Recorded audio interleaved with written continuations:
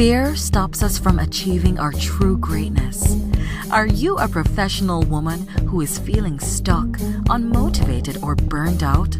Are you worried about your wellness? Are you letting fear stop you from crushing your goals? If you answered yes to any or all of these, then this is the podcast for you. Dr. Charmaine Gregory, night shift emergency physician, burnout thriver, and wellness champion, along with everyday heroes just like you, will explore how to face fear in our lives and emerge victoriously.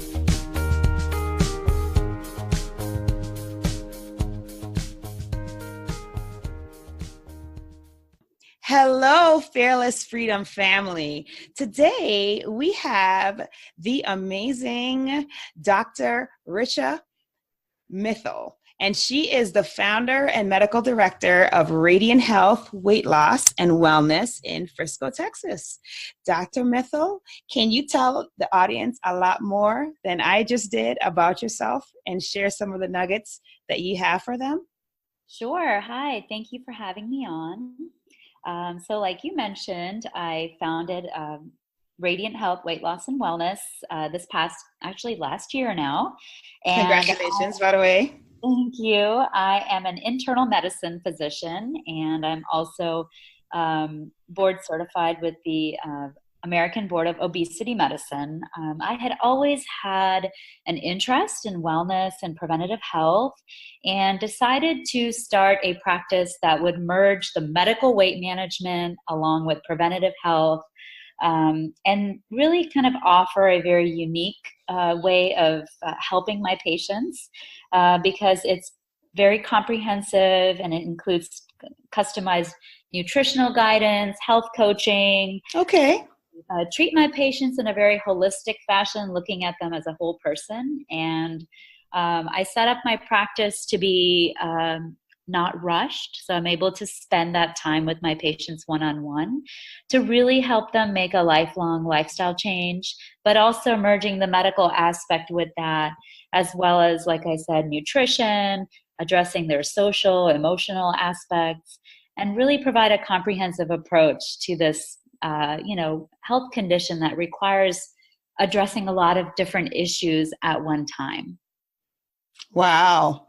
That you had me at spending time with the patients in this time when we are just so rushed to have that piece of why we went into medicine kind of truncated more and more from all of the external pressures. So I know that has to add such enrichment to your practice, being able to have that interaction with your patients on a longer term than just a few minutes. How's that been for you? It's been wonderful. It's wonderful for me, and the feedback that I get from my patients is that it's wonderful for them too, because we really have time to get to know each other, and I'm able to really offer a lot of practical solutions, not only from a medicine aspect, but even just knowing whether my patient travels a lot for work. So then I will give them suggestions for what they can do when they're on the road. Okay. Because again, if we can recommend things as doctors, but if we can't make that connection to actually having it happen, then it's kind of meaningless. And so it's been really fulfilling for me professionally and as a person to be able to spend that time getting to know my patients and knowing that I'm giving them what they need. Absolutely. And so what was it that got you interested in getting into preventative care and holistic approach to medicine? Sure. Was there any particular event or series of events that might have triggered this? So it was definitely something that was evolving over time. I will say about 7 years ago, I had the opportunity to become a medical director of a weight loss clinic. Okay. And, on a personal level, I had always been interested in nutrition and wellness and fitness and, all those things. But to actually see people changing their lives, and really it was a matter of kind of seeing patients go through this process.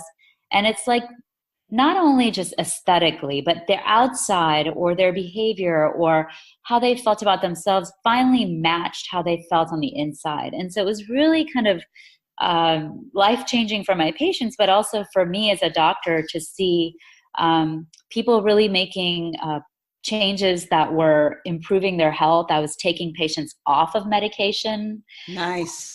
Yeah, especially with things like diabetes and high blood pressure. With these kinds of changes, you can actually start seeing real results with taking patients off medications.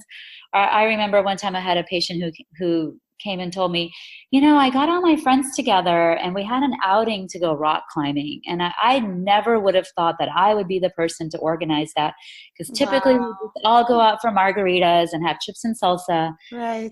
So yeah, it was just amazing to see, how she was just like flourishing and blooming because of these changes. So that was probably kind of that pivotal moment where it got set in my head. And then I had the opportunity to continue with preventative health, kind of taking you a little bit through my journey.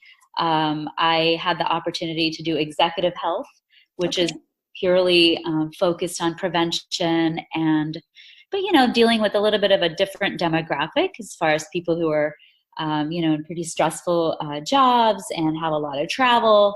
And a lot of times I would be able to sit down because I had the hour to really delve into prevention and lifestyle and food and sleep, because all those things, stress management, all those things play a role in our health. So it was nice to be able to kind of continue that on my path, even though I wasn't the medical director of that facility anymore.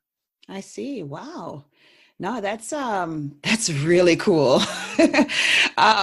So the clientele that you were catering to at that point, so were these just, when you say executive medicine, in my mind, I'm thinking these are CEOs and leaders in the company. Is that correct, or? Not always. Companies vary as far as who they offer these benefits to, but they don't have to be as high as CEO level. But it just varied company to company. But for the people who had that benefit, they were, typically people who were living pretty on the go lifestyles and a lot of stress. And, probably these principles, one of the things that one of the reasons why I started this practice was because I felt like a lot of people could benefit from that kind of visit.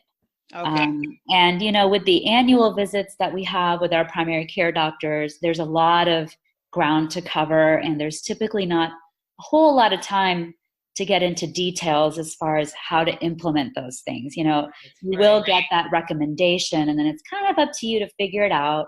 And that was one of the things for me personally. A few years ago, I have a family history of diabetes, and being South Asian, unfortunately, we have kind of this genetic propensity towards diabetes and or pre-diabetes. And I actually had some blood work come back, and shockingly, my hemoglobin A1C was up, which can be a sign of pre-diabetes. And I was healthy. I thought I was pretty healthy, but clearly. Right. I mean, you told me you were had a penchant for fitness and you were working out. I did, but having had 2 kids and maybe kind of getting a little lax on the snacks and other things. I gotcha. No, that's real. That's real life. Yeah, but like that, along with this, kind of genetic makeup that I've been given or I've been gifted, those, whatever those things were starting to affect my health. And so that was for me kind of a personal wake up call to really, implement a lot of the things that I was telling people in my own life. Okay. Wow. And so then you took it so far as to actually sit your obesity medicine boards. Was that afterward, or was that kind of before? I did. So, along the way, like I said, I had this kind of passion that I discovered. And, in medicine, when we're going through training and all, you start a path and you kind of go on the path. And then you have to kind of figure out, well, where does this take me exactly? And so I had actually, I had a kind of a unique journey from the traditional medicine route. Because I met my husband when I was in residency. Okay. And I ended up moving in the middle of my residency because I was getting married and thought, well, if I'm going to be with this person, probably being in the same city would be nice. And so I ended up switching to another program. And then he found out that his job was going to move him somewhere else. So I was luckily able to come back to where I started. So I did my first and my final year at Northwestern in Chicago, but in the middle there, I was in California for a year. But what that did was kind of set off this kind of journey where I was kind of figuring things out on my own. I felt like a little bit like I missed out on that second year when a lot of people were, finding mentors or, kind of thinking about subspecialties. I had in my mind that I wanted to do general internal medicine. I wanted to be a primary care physician. I wanted to, kind of be that person, that go-to person for my patients. But on a personal level, because of his career, I ended up having to move every 2 years to a new place. Oh my goodness. That's a lot. Yes, it was. So I was always kind of like the new person. And of course, there's that time period where you got to apply for a new license because this wasn't a new state every time. Oh my. So yeah, it wasn't ideal from kind of maybe what I had envisioned. But I will say that it gave me the opportunity to explore a lot of different areas of medicine. So I started off as a hospitalist. And then once I had children and, like I mentioned, I had that opportunity to become a medical director of the medical weight loss clinic, which was very, life-changing for me as far as realizing kind of what I wanted to do eventually. But it took about 5 or 6 years of moves in between where I did preventative health, like I mentioned, through the executive health program. Okay. That was in Virginia. And I also lived in Tennessee where I did perioperative medicine. So wow. A lot of different things, but really the common denominator was I saw patients who had chronic medical issues, were prescribing more and more medication, and we really weren't addressing the root cause. And so that all led me to kind of where I am today, where I finally got to put it all together. I got my board certification, and now I'm doing what I maybe was meant to do, I hope. Wow.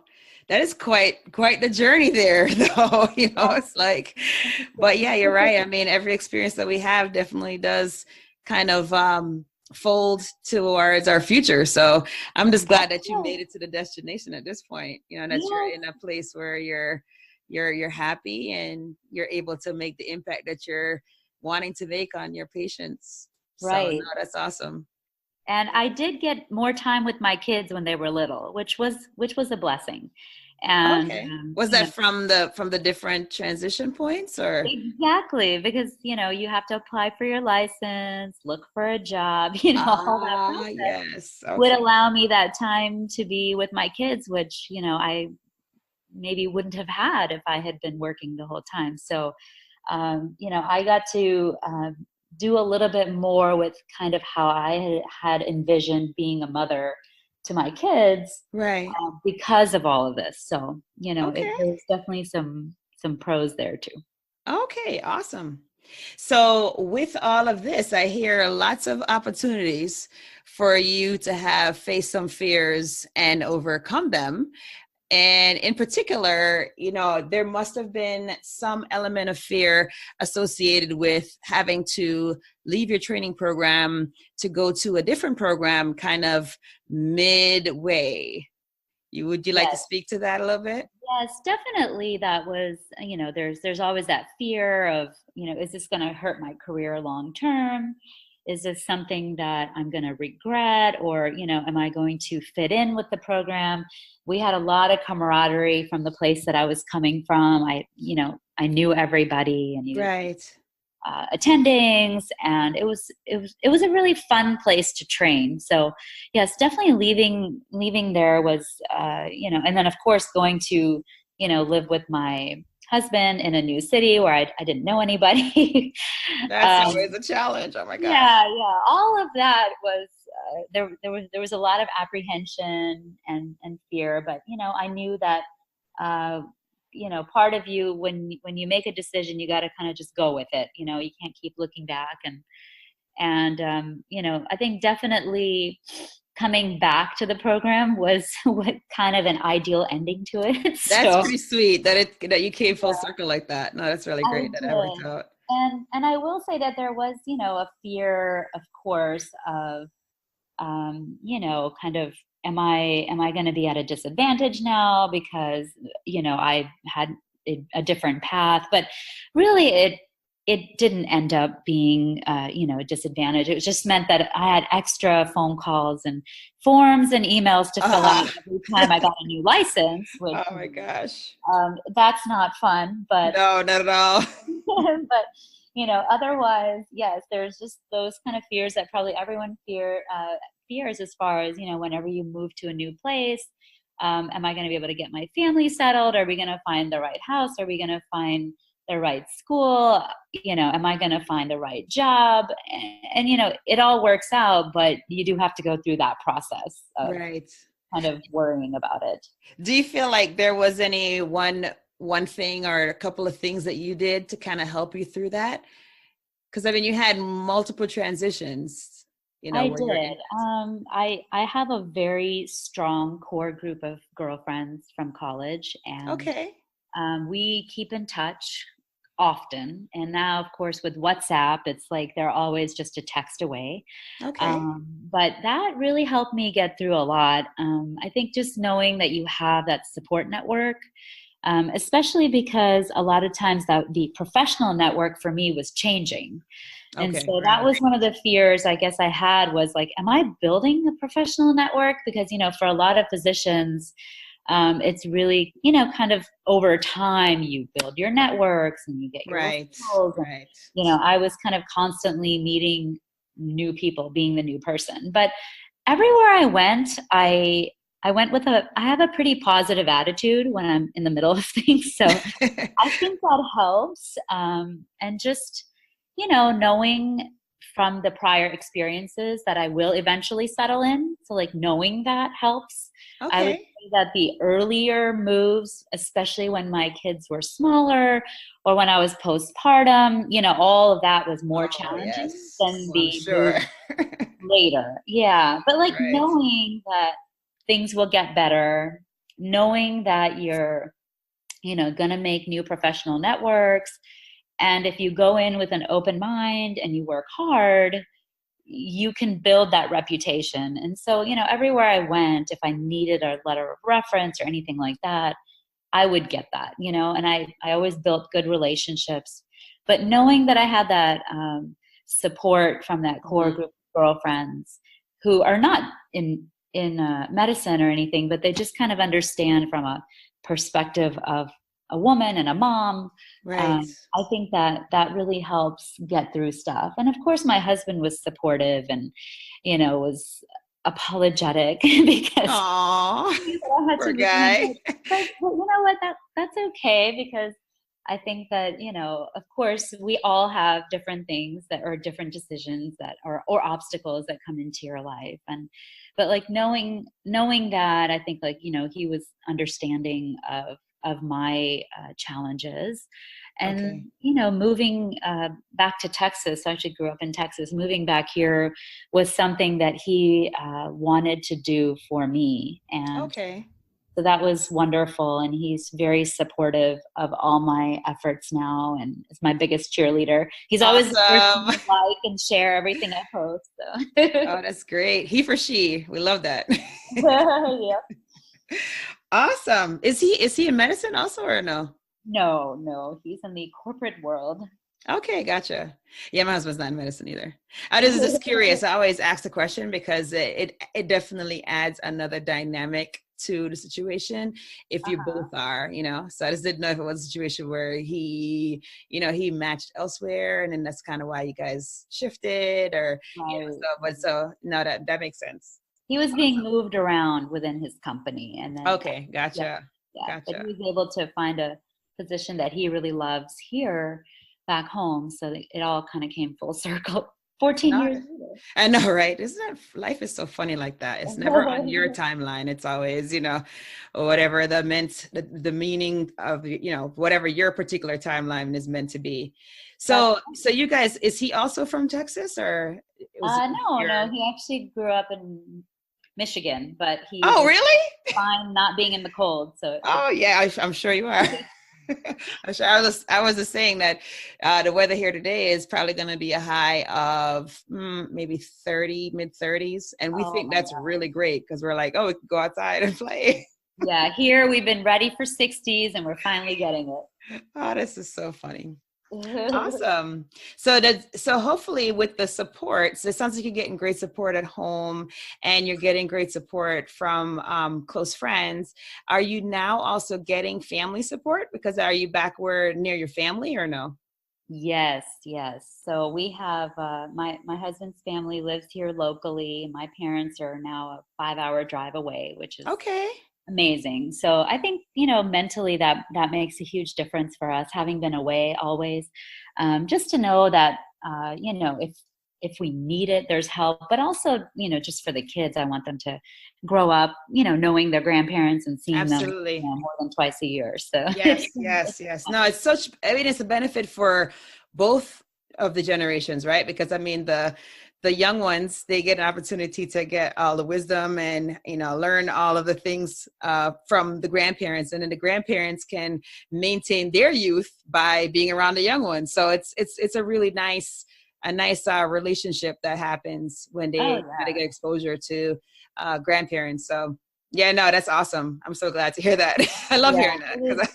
It is really nice. We have a lot of gratitude for it because having been away, we know, what that was like. And also for me personally, my grandparents, they're now deceased, but they were in India when I was growing up. And so I would get to go see them, but, obviously we didn't get to see them very often. There was a short period of time when I was young, I lived in India from when I was 8 until I was 12. Which was really cool. This trend in my life kind of started young because the moving. I was 8 when my parents were like, "We're moving to India," and we're like, "Wait, what?" Right. The summer before, my mom had taught me how to read and write Hindi, which I already knew how to speak it, and I did understand it. But we just went and got plopped right into school, and wow. Okay, go ahead. But, again, I think just having faith and knowing that you'll get through it and things normalize and they get better. Wow. So, that is a skill that you've been working on for a while. Yeah. Wow. Look at that. Yeah. I totally understand the whole transition to a different country thing because I was born in Jamaica, spent first 10 years of my life there, and then we moved to the States when I was 10.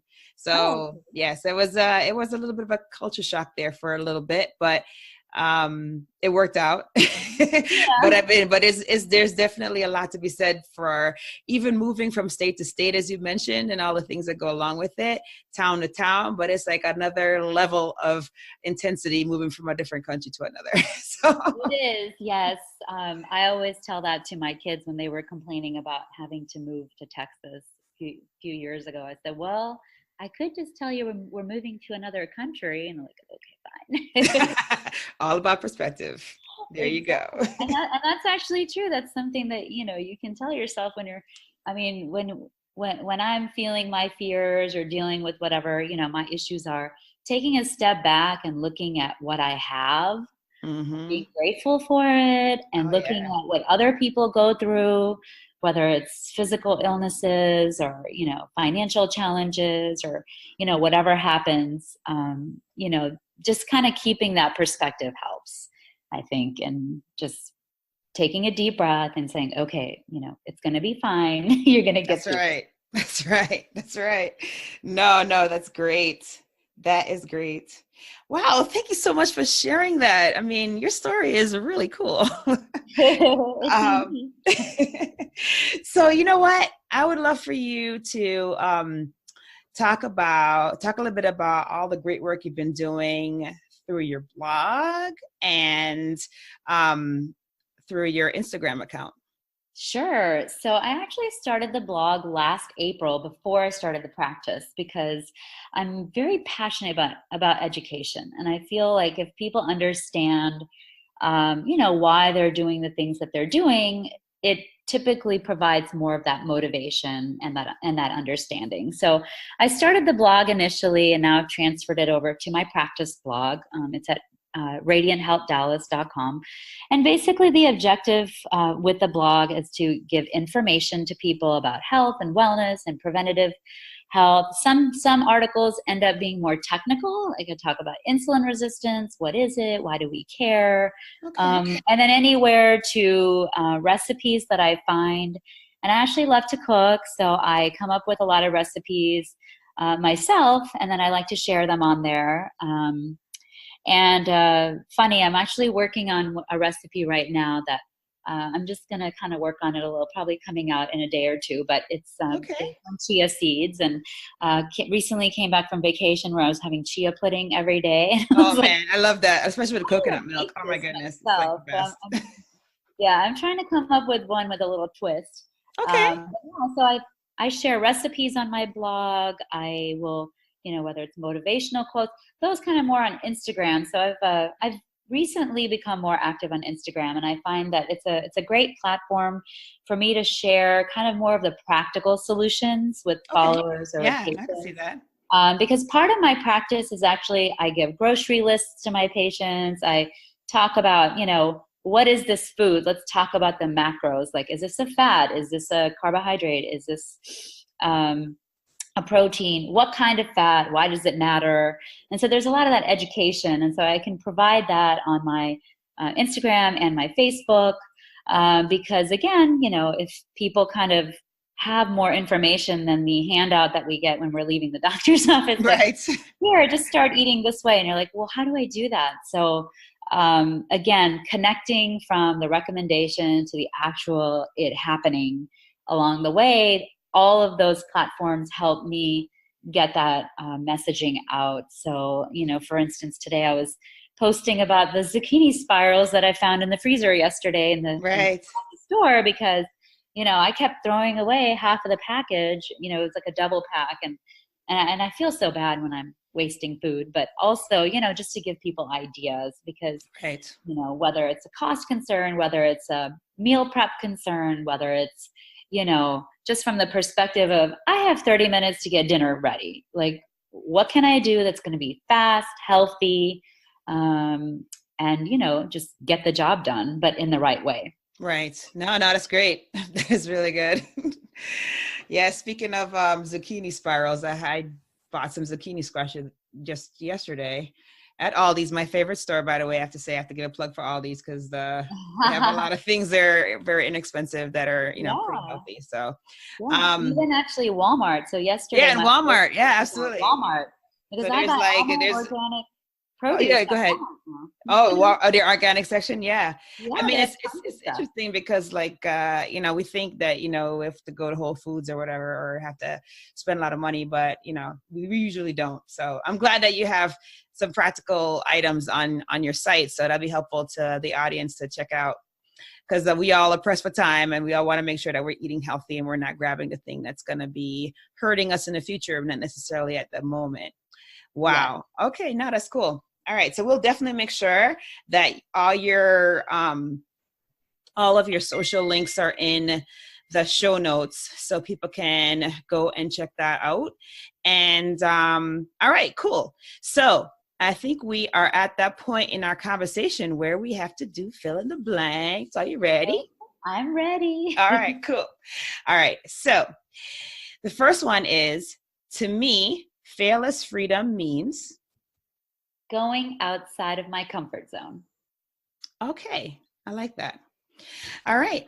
And then if I am fearless, I will no, I did everything, and then I won't have any regrets.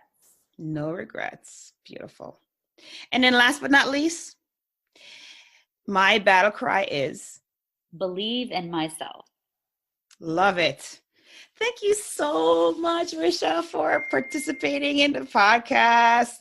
All right. Do you feel like a Band-Aid has been ripped off now? Yeah. Was with starting this practice, and that kind of goes to why I talked about the fearless freedom to me means going outside of my comfort zone, is that the whole process of starting the practice, being an entrepreneur and just putting myself out there, whether it's doing talks, self-promotion, which doesn't kind of come naturally to me. I'm not somebody who touts my own horn. I hear you. I mean, it's commonly not natural for us. We tend not to want to, promote ourselves. So I hear you. Exactly. And so all of that experience has really been humbling because, just again, that fear of failure is kind of always looming. But then also just the fact that I have to put myself into a lot of different positions that are not ones that I've traditionally needed to do in the traditional medicine setup. I've never had to go and figure out how to use Facebook ads or Facebook ads, or take selfies or, figure out how to promote myself and get patients to actually want to come see me.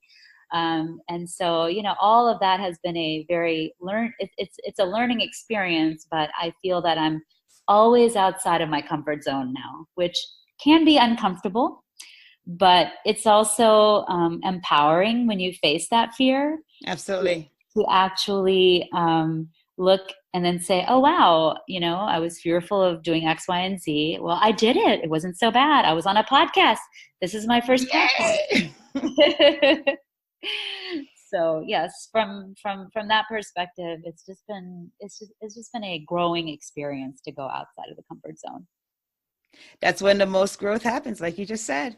Yes, I'm going to do my Facebook Live ASAP. Awesome. Looking forward to it. Make sure you tag me on it or something so I can support. I will do that. Thank you so much. Thank you for coming on. And that is a wrap. Thank you for joining us today on this journey. Fear is all around us. It strives to stop us from achieving our greatness. We have the tools to be overcomers. By sharing our stories, supporting each other, and doing self-reflection, we can do this. If you found value in this conversation today, please be sure to subscribe to and share this podcast with your friends.